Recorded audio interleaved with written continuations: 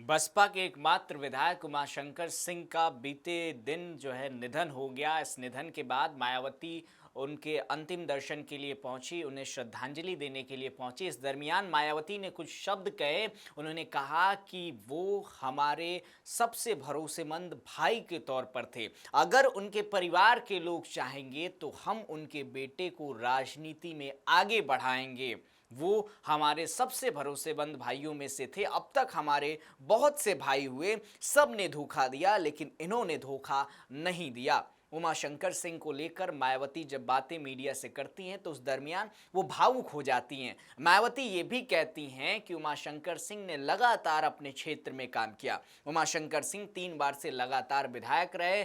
बलिया के रसड़ा विधानसभा सीट से, बलिया पूर्वांचल का एक जिला है जहां का रसड़ा एक विधानसभा सीट है, वहां से उमाशंकर सिंह 3 बार से विधायक रहे, 2012 में, 2017 में, 2022 के विधानसभा चुनाव में। उमाशंकर सिंह के निधन के बाद मायावती ने क्या कुछ कहा, उसे आप सुनिए। जैसा कि आप लोगों को मालूम है, उमाशंकर सिंह जब से बीएसपी में जुड़े हैं, उन्होंने पूरी ईमानदारी, निष्ठा से, वफादारी के साथ अपनी जिम्मेदारी निभाई। उन्होंने कभी बीएसपी को धोखा नहीं दिया। और इतना ही नहीं, उन्होंने बीएसपी में रहकर अपने क्षेत्र का भी ध्यान रखा, समाज का भी ध्यान रखा और ऐसे डेडिकेटेड हमारी पार्टी के विधायक उनकी लंबी बीमारी के कारण कल जो उनकी डेथ हुई है, मृत्यु हुई है, ये समाचार सुनकर और इस दुख की घड़ी में मैं उनके पूरे परिवार के साथ हूँ, उनके रिश्ते नातों के साथ हूँ और खास तौर से अभी वो तो जिंदा नहीं है। मेरा तो यही कहना है कि उमाशंकर सिंह के परिवार के लोगों को, आपने जब तक भी आप जिंदा रहे हैं, आपने ईमानदारी का अपना परिचय दिया है। आपको ये मालूम है कि वो बिजनेसमैन थे और अक्सर आपने देखा है कि जो बिजनेसमैन होते हैं, जब सत्ता परिवर्तन होता है तो वो परिवर्तन पार्टियां बदल लेते हैं। उतार चढ़ाव आए, लेकिन उन्होंने पार्टी को धोखा नहीं किया और मुझे तो सही मायने में वो अपनी सगी बहन की तरह मानते थे। ये महीने में शायद रक्षाबंधन भी है, तो मेरे ख्याल हमेशा रक्षाबंधन पे मैं लखनऊ में रही हूँ या दिल्ली में रही हूँ, तो मुझसे उन्होंने राखी बंधवाई। भाई तो बहुत बने, उन्होंने शुरू कास्ट को छोड़कर सब धोखा दे के चले गए, लेकिन इन्होंने धोखा नहीं दिया। और मैं आगे कहना चाहती हूँ उनके परिवार के लोगों को, इस दुख की घड़ी में हमारी पार्टी उनके साथ है और उनका एक बेटा है, बेटी शादीशुदा और बेटा भी।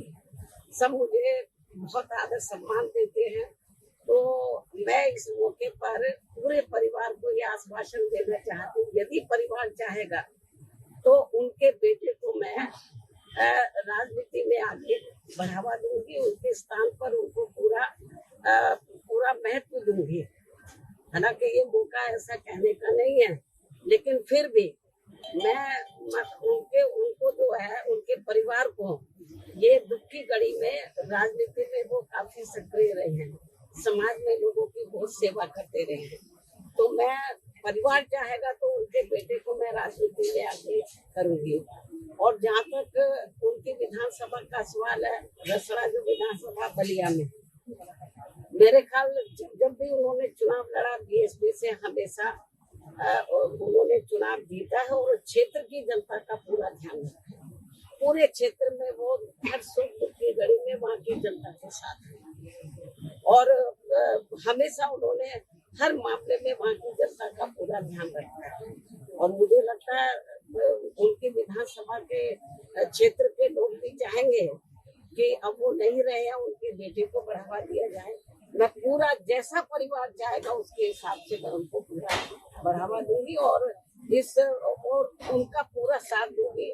मुझे मालूम है कि महिलाएं अंदर बहुत दुखी है उनकी बेटी, उनका बेटा, उनके विशेष मतलब रिश्ते नाते सब दुखी हैं। और जब कल मुझे ये सूचना मिली तो मैं भी काफी दुखी थी। बीच में मैं एक बार देखने के लिए भी आई थी, तबीयत ज्यादा ठीक नहीं थी, लेकिन वो इतना मुझे मानते थे अपनी रियल सिस्टर की तरह कि एक बार उनको लगा कि बहन जी को बहुत दिन हो गया देखे हुए, मुझे मिलना चाहिए। तो मैंने कहा कि आप बीमारी की हालत में क्यों आए, मैं आ जाती आपके घर में। वो मेरे घर पर मिलने के लिए, बीमारी की हालत में भी बोलते कि नहीं मैं आई थी इधर मिलने के लिए, उनसे मिली थी, लेकिन उनको लगा कि नहीं बहन जी की याद आ रही है, आप बता देते मैं आ जाती। तो इसलिए मैं आपको ये बताना चाहती हूँ कि हमारी पार्टी को बड़ी क्षति हुई है, मतलब बहुत नुकसान हुआ है और क्षेत्र की जनता को। तो इस मौके पर हम पूरे हमारी पार्टी पूरे परिवार के साथ खड़ी है और पूरे परिवार का पूरा ध्यान रखेगी।